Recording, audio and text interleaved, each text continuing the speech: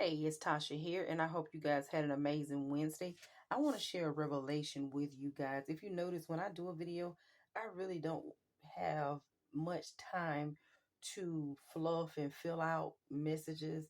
I come to you with directness. I come to you with what I come to do. I don't come to sugarcoat it or play with it. I have to get to the point because I need you to hear me and understand what I am relaying to you without delay. So, listen to this. When I was when I was cleaning my grapes today, I had an amazing revelation, and it reminded me of a scripture. I couldn't think of what it was until I went and searched it out. So we know there are so many scriptures in the Bibles about clusters of grapes and how we know grape and the wine press and the vine and things of that nature. All of those things are in the Bible. But today, when I was cleaning them, um, I noticed when I picked them up, when you pick up your grapes, right? It's three sections of these. There's some that's still connected to the vine, and then on this one, they're connected to the vine.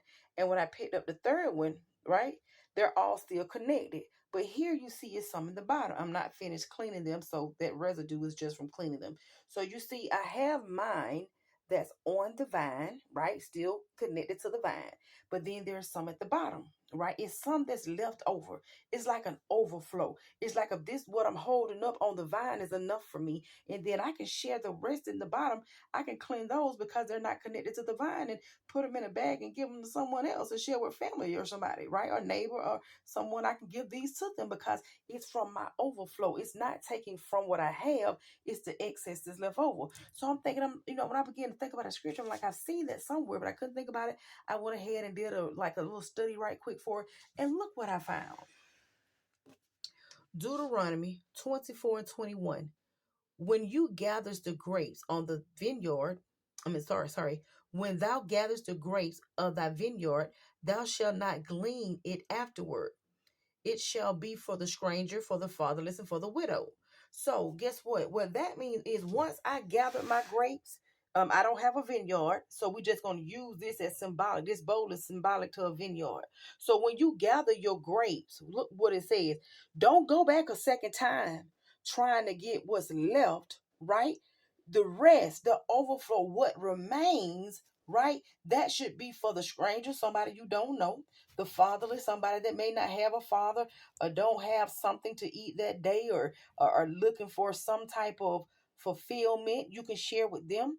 And for the widow, that she may not have enough money to go buy this or whatever, but whatever remains, that's your overflow. You can share it with someone else. You don't go back a second time. So, oh, excuse me.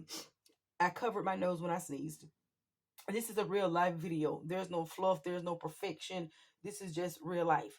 So, when you gather what's connected to the vine belongs to you, right? This belongs to you because it's connected. You whatever you lift up and whatever left, give that to someone else. That's your overflow.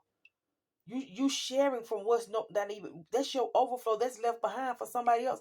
That ain't even for you. So the revelation is when you have an abundance and you have enough for you, and when you see what's left over, don't try to be greedy and keep it for yourself. Don't go back a second time. Package it together, whatever it is, share with somebody, give it to them, and allow the Lord to use you because it may look like a little bit to you, right? You may be holding up a lot on that's connected to the vine.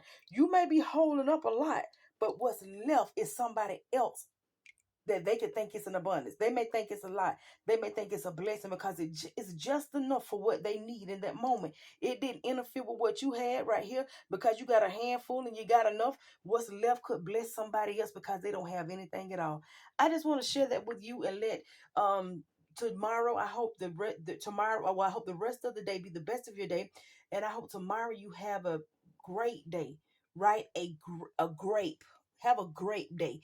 Think about the sweetness of grapes. Think about even the nourishment. Do some research and studying yourself. Search out some scriptures about grapes. Go back in Numbers 13 and read the story about the clusters of grapes when Numbers 13, where they went out and spied the land, and then they came back and there was a clusters of grapes so big that they needed a rod to hold them up. And even in Revelations 14, it talks about the grapes. Take time to sit and reflect on grateful things. grateful of the sweetness of the Lord. Oh, taste and see that the Lord is good. This is goodness. This is from the ground. This is God's goodness.